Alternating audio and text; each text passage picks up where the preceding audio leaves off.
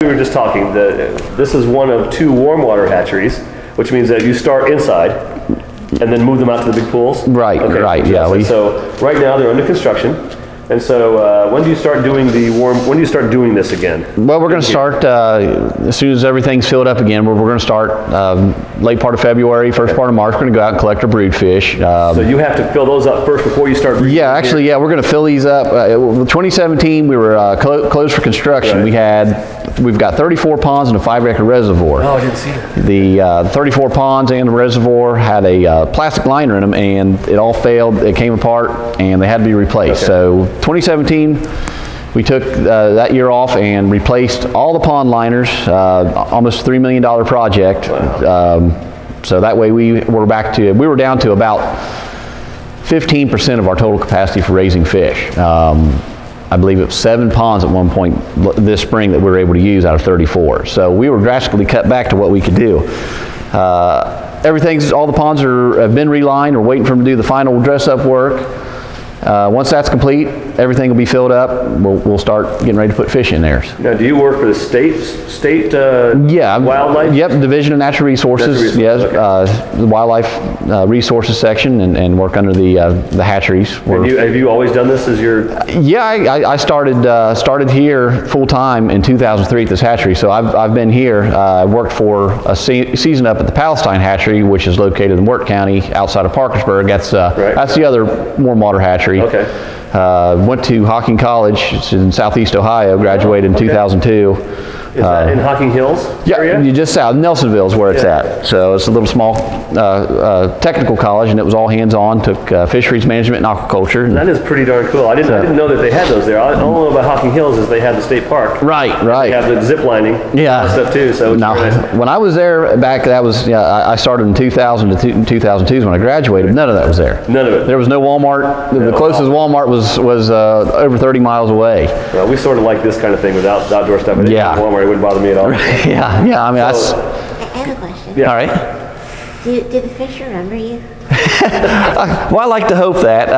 It was funny. About a month ago, we went out to the Ohio River, and we were helping a biologist right here at a trot line. We were helping him sample large catfish. Bait that up, and we were setting it out, letting it sit overnight, and going the next morning pulling it up. And we were catching some 30 and 40 pound blue cats. And I was joking around with the guy. I said, well, last time this fish would have saw me, he would have been about that big. Yeah. So I like to think the fish remember me, but I don't think they have that kind of capacity to remember me. So you don't release any fish here that would actually be migrating out and coming back to spawn? Well, that's one of the tools for biologists to manage fisheries is to be able to, like with the blue catfish. When I first started in the Ohio River, the numbers it wasn't quite an endangered species. It was an uncommon species, even though it was a native species. Back in the early 1900s, when they installed all the navigation dams on the river, and pollution from industrial habitat loss and commercial fishing dropped those numbers. We started, I believe it was 2005, with a reintroduction program of these blue cats, and stock anywhere from roughly 20,000 fingerling fish, which are about a 4-inch fish per pool per year. And now we're getting returns of some 30, 40, near 50 pound fish which is pretty awesome. It's pretty awesome. When I first started, if a guy said he caught a 20 pound channel cat, I said, no, it's probably a blue cat. Or a guy said, well, I caught a 2-pound blue cat. I said, no, it's probably a channel cat. Now there's guys other way around. Right. Now they're catching 20-pound blue cat, quite common. And some friends of mine who run a guide service for fishing on the Ohio River, they were out last week or the week before on Saturday. We had a little bit of nice weather.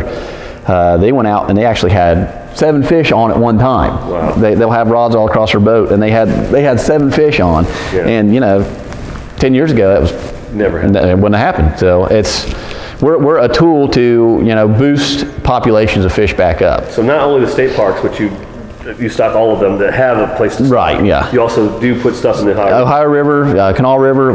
We trade with anything that's managed by the state. So anything that falls under our jurisdiction, Middle Island Creek. Middle Island Creek. That is. Now that's Middle Island Creek is one of the best muskie fisheries in the whole state. And I didn't know that. So and you know, we don't really stock that. They do a lot of work in fish moving on their tagging of the muskies. Okay.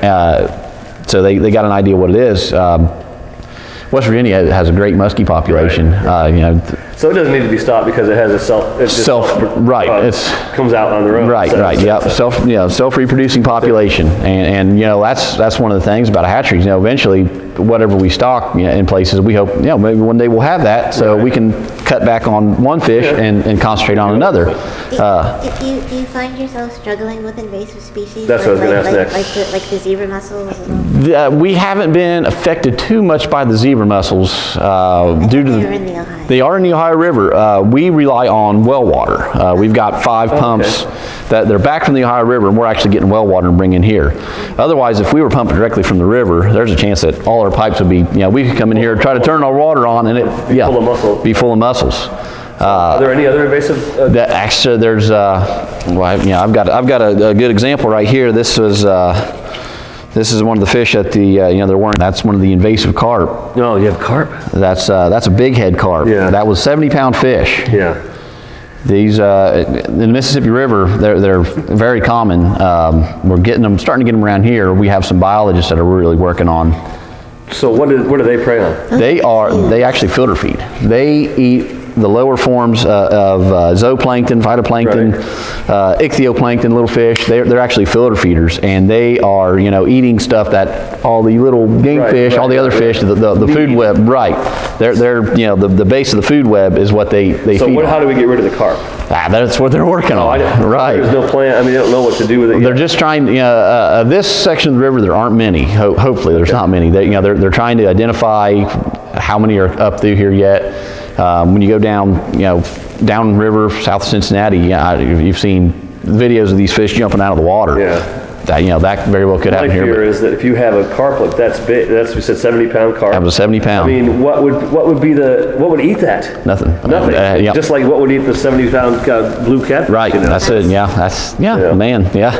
Well, yeah. Right. But we don't eat carp. Right. Yeah. Well, actually, you'd be surprised. Well, you do. We do. I don't know. I know we eat catfish where we eat carp. Yeah. Right. Well, anytime you kind of see minced whitefish. Oh yeah. Or lake whitefish, minced fish. But not fillets. They'll be already. Right. It'll be already. Right. Yeah. Okay. Yeah. It's. Remember that next time we're getting canned fish, it could be carp. You flip over the box of your fish sticks and you see minced whitefish. And that'd be carp. That's probably what it is. Catch them then?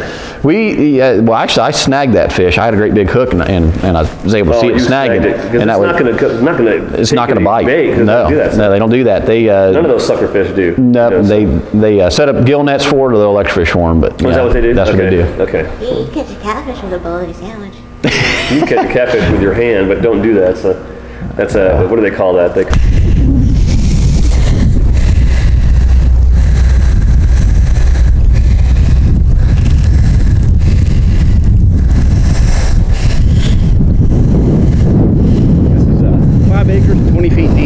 Wow. It's our water supply reservoir. You can see over there, I'm pumping into it right now.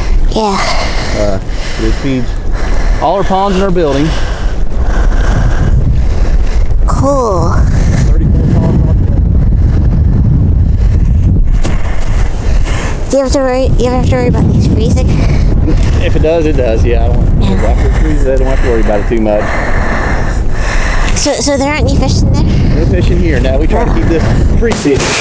Yeah. What other diseases are we worried about out there that we have to watch out for that wouldn't be good for us? Because I know that one says you can eat it. You can actually eat that. Right. There's not a whole lot of diseases that actually transfer from fish to people. Okay. We are very different genetically. Yeah, we've got some parasites in that right, that's what I'm worried about. So, right. Do we have problems with those right now? No, we don't. Okay. As you can see, all the Great Lakes states are affected by the VHS, and that's something we've always kept an eye on because it can be fatal to fish, almost 100% kill range at times. But do you have any of those brain-eating amoebas in the Ohio River? I don't think they're this far north. They're more of really warm water. Warmer water. Warm water. Yeah.